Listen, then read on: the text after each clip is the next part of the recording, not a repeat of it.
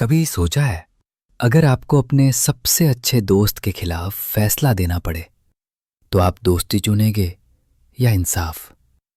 आज की कहानी सिर्फ एक गांव की कहानी नहीं है। ये कहानी है न्याय की, जिम्मेदारी की और उस कुर्सी की जहां बैठकर इंसान बदल जाता है। ये कहानी लिखी है हिंदी साहित्य के महान लेखक मुंशी प्रेमचंद जी ने। कहानी शुरू करने से पहले अगर आपको लगता है कि दोस्ती से ज्यादा जरूरी इंसानियत और न्याय है तो वीडियो को लाइक कर दीजिए और कमेंट में लिखिए न्याय सबसे ऊपर। चलिए अब शुरू करते हैं आज की कहानी। पंच परमेश्वर। गांव का नाम था बेलारी। इसी गांव में रहते थे अलगू चौधरी और जुम्मन शेख।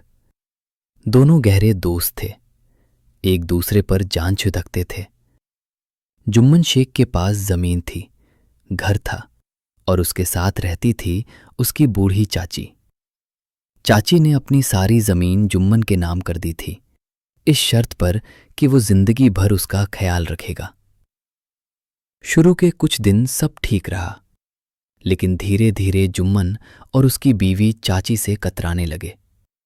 ना ठीक से खाना, ना इज्जत, ना बात। मजबूर होकर चाची ने न्याय मांगा।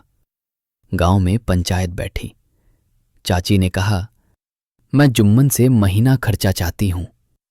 पांच ने पूछा, कौन पांच होगा? जुम्मन को पूरा भरोसा था अपने दोस्त पर। वो बोला, अलगू चौधरी पांच होगा।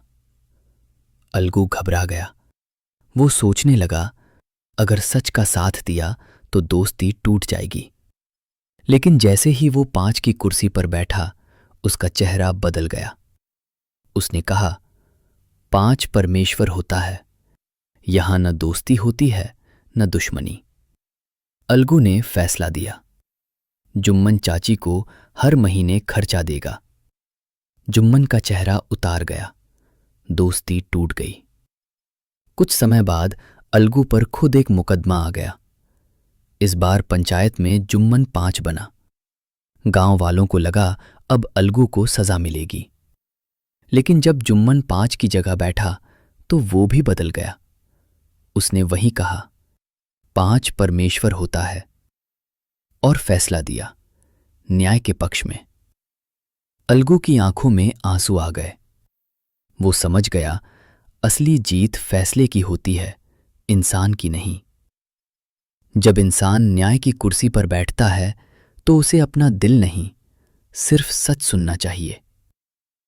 आज के दौर में जब हम अक्सर अपनों के लिए गलत को भी सही कह देते हैं, पंच परमेश्वर हमें याद दिलाती है कि न्याय का कोई रिश्ता नहीं होता।